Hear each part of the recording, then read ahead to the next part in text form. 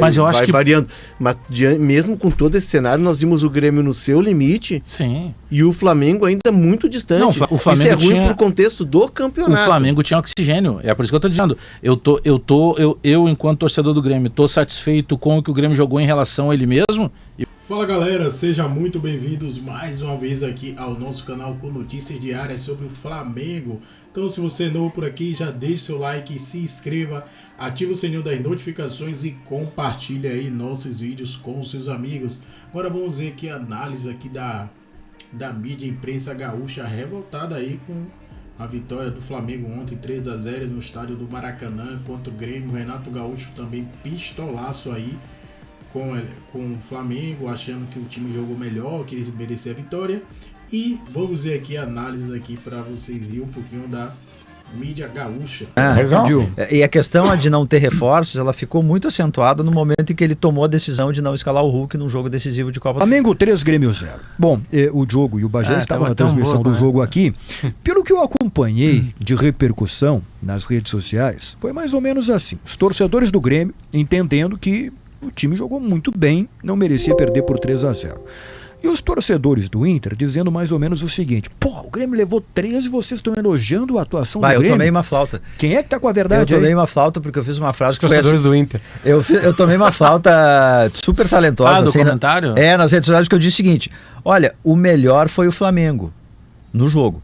Mas o pior não foi o Grêmio. O Grêmio não foi o pior do mundo, entende? Resultado justo, mas placar injusto, sabe? É que foi tirado do contexto só um pedaço. Tudo bem, mas foi talentoso. O Flamengo foi melhor no jogo, mas o Grêmio não foi o pior. Eu acho que ganhou o melhor, mas o que perdeu não é o pior. Tu vê que a frase tá correta, no jogo. Meio Dilma Rousseff, mas tudo bem. No jogo, no jogo. O melhor no jogo, mas o pior do mundo não é o Grêmio. Mas enfim, se a gente pegar assim, temos que virar corte, senão não tem graça. E o 3-0 não tem como mudar, né? Óbvio que o eterno Davi, lembramos ele ontem, né? Davi Coimbra, essa é uma derrota maravilhosa. Os números, tá? São números lá do Footstats. Posse de bola, não é o forte do Grêmio, porque o Grêmio não joga com posse de bola. Não. Aí, natural, o Flamengo teve mais, 57 com 43. Finalizações, são 24 do Grêmio, 15 do Flamengo. Finalizações no alvo, 4 do Flamengo, 10 do Grêmio. Escanteios, 3 do Flamengo, alvo. 7 do Grêmio. Trave é alvo, né? Eu acredito que sim. Não é? Não? É pra fora? Trave não conta. Só goleiro conta? Bom, só goleiro. Precisão de passes, 84% do Flamengo, 81% pro Grêmio. Então é mais ainda. Ali o Grêmio consegue trocar a garrafa. Passes, 4-7-2 do Flamengo e 4-4-2 do Grêmio. Eu só tô trazendo esses números porque se nós pegarmos os números e ninguém soube quanto é que é o jogo, o cara... E eu até considero que o Grando, ele poderia ter defendido, era uma bola defensável. A culpa não é dele, não. A culpa é do João Pedro, que atrasa a bola enforcada e sai o gol. Mas era uma bola defensável. Mas a forma que o Grêmio jogou... Porque quando o Grêmio tomou o terceiro gol, tu perdeu por 2-0, tu perdeu por 3-4. Da maneira que o Grêmio estava jogando, não fazia muita diferença. Era um Grêmio que já tinha desmanchado os 3 zagueiros, estava tentando ir um pouco mais pro ataque. É que o Grêmio tem uma consistência de, além da bola na trave do Vila Sante, o Soares pega uma bola de primeira, que ele chuta na trave, ela bate nas 2 traves e sai. O goleiro do Flamengo fez defesa. É um jogo em que o Grêmio jogou com intensidade o que pôde. Aí cai numa... Com exceção do Soares, quando cai no pé de outro do Grêmio, ele não tem a precisão que os do Flamengo tiveram. O Pedro é um sniper. A qualidade. Os números do Grêmio, eles são números que mostram que foi uma boa atuação do Grêmio em relação a ele mesmo. Jogando no Maracanã, num gramado difícil, mas era um gramado difícil para os dois. Mas não pode o Maracanã, um templo do futebol, ter aquele gramado que os caras não conseguem parar em pé, né? Mas os números estão inflados muito pela postura do Grêmio depois de 2-0. O Renato faz uma manobra interessante, ele tira um lateral, bota um jogador, um atacante, puxa o Bitelo para lateral, deixa o time mais agressivo. O Renato ele tem conseguido mexer e variar.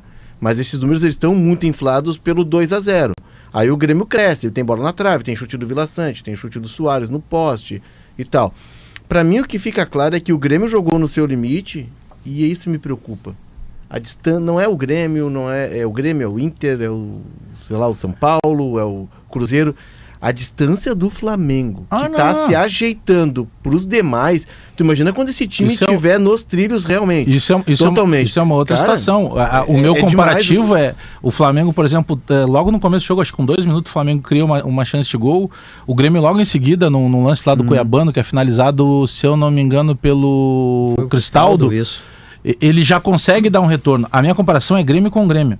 Por exemplo, me preocupa muito mais empatar dentro de casa, tomando um sacode do Bragantino, do que perder ontem da maneira que perdeu, jogando contra o grande Flamengo. O Léo falou dos números inflados, eu acho que tem também, Léo. É a relação do Grêmio que eu tô comparando. Os números, assim, os números, esse 25 a 14, se eu não me engano, de finalizações, algo do gênero, depende, assim, da contagem do aplicativo. Tem também na quarta, o Grêmio descansou, então acho que isso no segundo tempo entrou bastante. Mas no enfrentamento de nível altíssimo, tem algumas questões táticas que o Renato vai ter que ajustar. Por exemplo, com 3 zagueiros, os 2, especialmente o Kahneman, fazendo perseguições longas, dependendo de quem bater, tu tem problemas. O Kahneman está tomando muito cartão amarelo também em função disso, porque ele tem que sair. No jogo de ontem, ele acabou batendo com o Everton Ribeiro e ele teve problemas. O Cuiabano bateu com o Wesley e o primeiro gol acontece ali, exatamente. Sai o Kahneman para fazer a caça, tem lá o embaixo do Cuiabano com o Wesley, a bola fica para o Cebolinha, ali dentro ele faz o gol. O Flamengo já tem assim digitais do Sampaoli. Porque embora tu tenha o erro, entre aspas, do primeiro gol do Cuiabano e o do João Pedro, tu tem 3 marcando o João Pedro. Tem 3, marcação tripla para pressionar ele para fazer errado. Qualidade. Então tu vê um time que tem muita qualidade individual e que já tem uma mecânica do treinador. O Grêmio jogou domingo, deu folga, treinou com calma, viajou com calma. O Flamengo jogou segunda, o Flamengo jogou um jogo duríssimo contra o Racing na quinta-feira, que foi decidido aos 38, 39. Um pouquinho mais. Enfim, o Flamengo vinha numa batida, claro, tem mais jogadores, vai variando. Mas mesmo com todo esse cenário, nós vimos o Grêmio no seu limite. Sim. E o Flamengo ainda muito distante. Não, o Flamengo isso é ruim pro contexto do campeonato. O Flamengo tinha oxigênio. É por isso que eu tô dizendo. Eu enquanto torcedor do Grêmio, tô satisfeito com o que o Grêmio jogou em relação a ele mesmo, e o Grêmio perdeu. E eu considero que é daquelas derrotas, aqueles jogos perdíveis. Claro. Sabe, tu vai jogar contra o Palmeiras na casa dele, pela maneira que o Grêmio vinha se remontando. E talvez, Léo, pro Flamengo, pela questão do Sampaoli que tá chegando, pro Sampaoli tenha sido até bom ele ter tantos jogos em sequência. Porque ele tá buscando e ele tem elenco pra rodar. 10 jogos sem perder. Ele tira um jogador e põe outro no mesmo nível. Jogou o Thiago Maia. O Gabigol entrou, mas estava voltando de lesão. Ele mexe no time, né? Ele tira o Léo Pereira e bota o Ayrton Lucas, ele mexe no desenho. A maneira de ler uma partida assim é incrível, né? Porque o campeão da Champions League, o melhor em campo do time foi o goleiro esse final de semana. Foi o pior jogo do City, foi na final, né? E ganhou. E ele foi competente porque ele conseguiu uma coisa no futebol que é primordial para te dizer se tu fez uma boa partida ou não. Tu não tomou gol e tu fez. O Grêmio tomou 3. E teve 24 chances e não fez nenhuma. Não fez nenhuma? É uma incompetência, assim, sem tamanho nos 2 atributos maiores do futebol. E aí tu vai pra qualidade. Aí tu olha pra partida, beleza, uma partida parelha, né? Mas assim, mas é muito tomar 3 gols é muito incompetência. O Flamengo tem 4 finalizações, Guerra, e ele faz 3 gols. E o Flamengo é o mas time Cebolinha, Pedro e Bruno normalmente toma gols.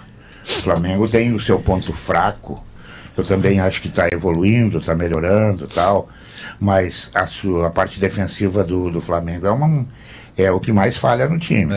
Eu acho que o Grêmio poderia ter feito o gol, entendeu?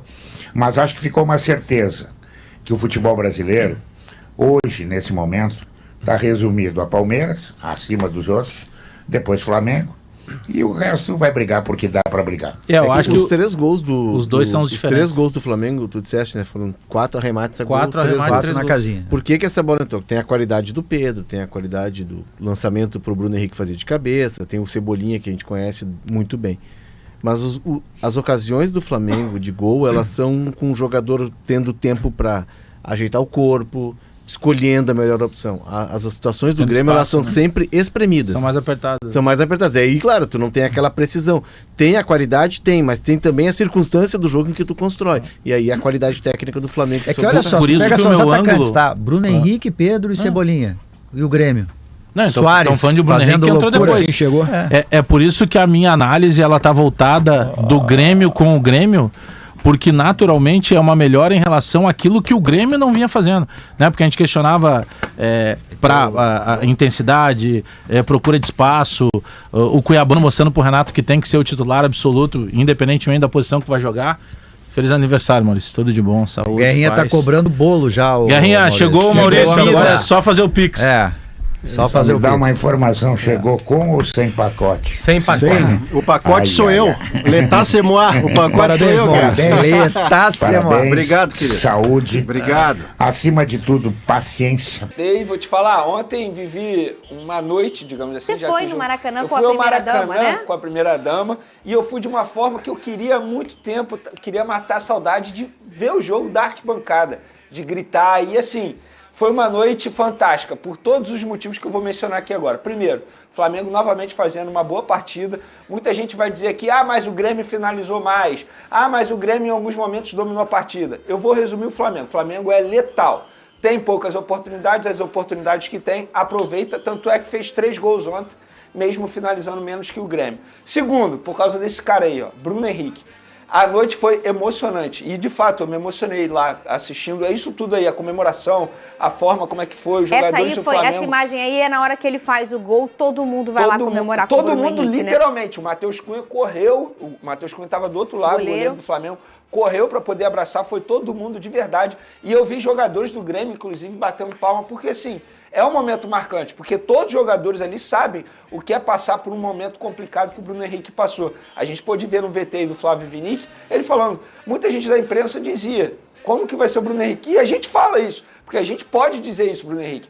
Como que vai ser o Bruno Henrique pós-lesão? E graças a Deus ele está conseguindo dar a volta por cima e foi uma noite fantástica. Óbvio, tem alguns outros pontos aí que a gente pode mencionar. Exemplo, eu sei que você vai levantar a bola para mim. Arrascaeta, eu quero falar do Arrascaeta ainda. Vamos falar do Arrascaeta, eu quero sua opinião em relação a isso. Em relação a isso que o Vene disse ao poder do Grêmio, e a sensação que eu tive era que poderia ter mais 100 minutos de jogo que não ia entrar a bola do Grêmio, né? Que foi uma bateção de trave, tem dia que a bola realmente não entra, mas enxergar um Flamengo voltando a ser isso que sempre foi e estava um pouco apagado, que é o ser letal. E aí o Venede traz a importância do Bruno Henrique.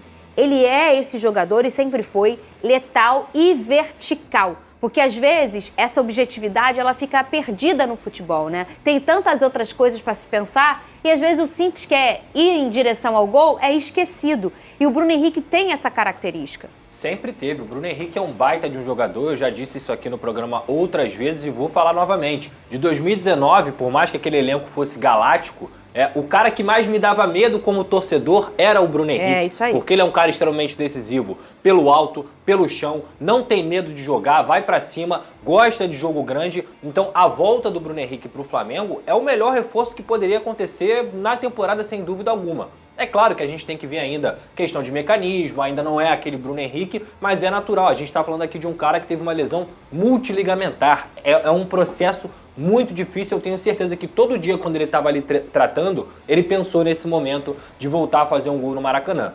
No geral, eu acho que o Flamengo, esse 3-0, não reflete o que foi a partida. O Flamengo produziu para fazer 3 gols? Produziu. Mas o Grêmio também teve oportunidade, várias e várias oportunidades, com o Davi Luiz tirando em cima da linha, com bola na trave, com o Soares também, e principalmente no final do jogo, indo várias vezes até o gol do Flamengo. Que jogador é o Soares, né? Joga muito. Eu quero falar sobre ele também.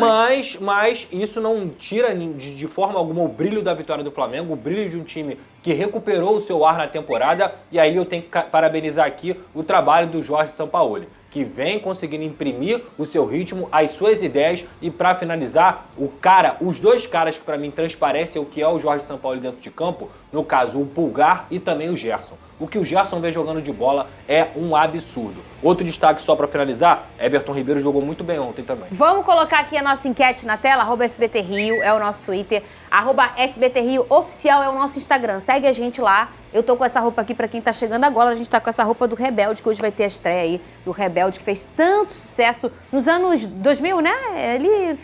Final dos anos 2005. Os anos 2000, né? A primeira 2006. Primeira década aí dos anos 2000. Fez muito sucesso. A pergunta engraçada do nossa enquete de hoje. Bom, eu só tô repetindo a palavra engraçado. Se anunciei, ainda não li. Nesse Dia dos Namorados, qual relação mais desgastada nos clubes cariocas? Flamengo e Marinho, Vasco e Barbieri. Para com isso. Não vou ler. Não vou. Botafogo e Furacão. Ele quer saber a tua opinião do Arrascaeta. Antes do Arrascaeta, eu vou falar sobre 2 jogadores do setor defensivo. Davi Luiz, mais uma grande partida, e os torcedores têm uma dificuldade absurda em elogiar o Davi Luiz, não sei porquê, super seguro. O Wesley, mais uma ótima partida dele, sobretudo no primeiro tempo. fez várias jogadas pela lateral direita. No segundo tempo, ele precisou ser substituído por conta de uma lesão muscular e o Arrascaeta, novamente, não conseguindo entregar aquilo que se espera dele. Para mim é o mágico, é o cérebro do time do Flamengo, mas algo precisa ser feito durante essa data FIFA. Lembrando que o Flamengo teve a sorte de ele não ser convocado para a seleção uruguaia, ou seja, vai ficar à disposição para ele tratar 100% e ficar bem fisicamente. Porque para mim, olhando ainda mais de perto ali, eu pude perceber um Arrascaeta extremamente cansado, desgastado. E a partir do momento que o atleta está desgastado, cansado, ele não consegue entregar aquilo que se espera dele. Tanto é que, novamente, ele deixou o campo no segundo tempo. E dessa vez, aos 15 minutos do segundo tempo. Então algo precisa ser feito, algo precisa ser trabalhado para que o Arrascaeta volte a ser aquele velho Arrascaeta. Porque ele faz muita diferença. O gramado do Maracanã é muito ruim também, atrapalhou um pouquinho o jogo, né, Pedrosa? Fernanda, eu lamento sempre isso, lamento de todas as formas. É um absurdo um palco como Maracanã, um palco como Mineirão, que a gente tem visto também nesse Campeonato Brasileiro. Cara, gigantes do futebol brasileiro, são templos do futebol brasileiro, dessa forma sendo tão maltratada assim. Já falei isso aqui, a bola é tão importante quanto o gramado. O gramado ruim prejudica o jogo da mesma forma como se tivesse uma bola oval. A verdade é essa. Você viu como o Gabigol criticou? É triste. Dessa vez eu tô com o Gabigol. O que ele disse? Ele botou nas redes sociais, no beat, como é que é? No beat só que tinha que dar os cariocas. Querendo dizer o quê? Que o gramado do Maracanã tem muita areia, entendeu? E de fato tem mesmo. Areia, olhando buraco. assim, é porque... Dá pra ver pela TV. Quando chega nesse ponto... Olha só essa finalização do Pedro, cara. Quando chega nesse ponto que você vê pela televisão, é que o troço pessoalmente tá pior. A todo momento, assim, os jogadores do Grêmio estavam sentindo muito isso. Porque eles ficavam assim, chutando o gramado, sabe? Tipo, meio que criticando o gramado. E sobre o Soares, eu queria falar sobre o Soares. Rapidinho. Ver o Soares de perto é algo assustador, Fernanda Maia. De verdade. A inteligência dele, ele joga sem a bola e é sempre toque de primeira. Ele não fez gol ontem porque os deuses do futebol não queriam. Porque... Eu tava assistindo o jogo do Grêmio com o Flamengo, me lembrou muito Tiquinho. Ué, qual é a graça? No atual momento tem que respeitar o Tiquinho. O nome do Campeonato Brasileiro se chama Tiquinho Soares. Ele é o nome do Campeonato Brasileiro. Já vamos falar do Fogão, mas antes eu quero saber de você, Vene, tem drone da negociação do Flamengo com o Alan? Tem drone, negociação encaminhada, ainda não concretizada, porque não assinou o contrato ainda, mas no sábado o Atlético Mineiro havia dado sinal positivo ao Flamengo para fazer a negociação. Lembrando, 7 milhões e meio fixo, 7 milhões e meio de euros fixo, mais 1,5 bonificação, totalizando 9 milhões de euros. Porém, no sábado mesmo, teve um episódio no Atlético Mineiro que ninguém esperava. O Eduardo Cudê simplesmente disse adeus, se despediu de todo mundo, ou seja, pegou todo mundo de surpresa e o Atlético Mineiro, nesse momento, conversei com o dirigente do Atlético Mineiro e falou, estamos focados na busca de um novo treinador. Esse negócio do Alan está bem encaminhado, mas está em segundo plano. Mas agora a gente está buscando um novo treinador. E para quem acha que pode ser o Jorge Jesus não está em pauta no Atlético Mineiro. Uma não informação só para atualizar aos torcedores do Flamengo que ficam preocupados de ver o Jorge Jesus em outro clube. Vamos lá, ô Pedrosa, não tem jeito. A crise no Vasco continua. Agora eu vou... É isso aí, pessoal. Ficamos por aqui e esse foi mais um vídeo aí. Marinho toma decisão sobre o seu futuro aí. Teve aí matéria do GE hoje aí falando sobre isso. Vamos deixar os créditos aqui ao site Coluna Fraca, que está sempre trazendo notícias diárias aí do Mengão aí, pacotão de notícias. Vou deixar aqui na descrição aqui o site do Coluna Fla. Então o Marinho já teve sua decisão junto com o seu empresário. E o empresário de Marinho disse que o Flamengo não gostou, mas Marinho continuará aí no Flamengo até o fim do seu contrato. Então ele estava em negociação com o São Paulo, ele pediu 3 anos para o São Paulo não aceitou isso aí, no máximo 1 a 2 anos. E também o salário não agradou ao jogador. O jogador segue afastado do Flamengo, mas continuará até o final do contrato aí com a equipe aí do Rio de Janeiro. Esse aqui foi mais um pacotão de notícias diárias sobre o Mengão. Então, galera, se você é novo por aqui, peço a vocês que nos ajudem sempre deixando seu like, se inscreva aqui no nosso canal e também deixe aí nos comentários aí a sua opinião sobre essa decisão do atacante Marinho aí, falando que vai ficar no Flamengo até o final do seu contrato. Não deu certo aí com o São Paulo. Ficamos por aqui e até o próximo vídeo.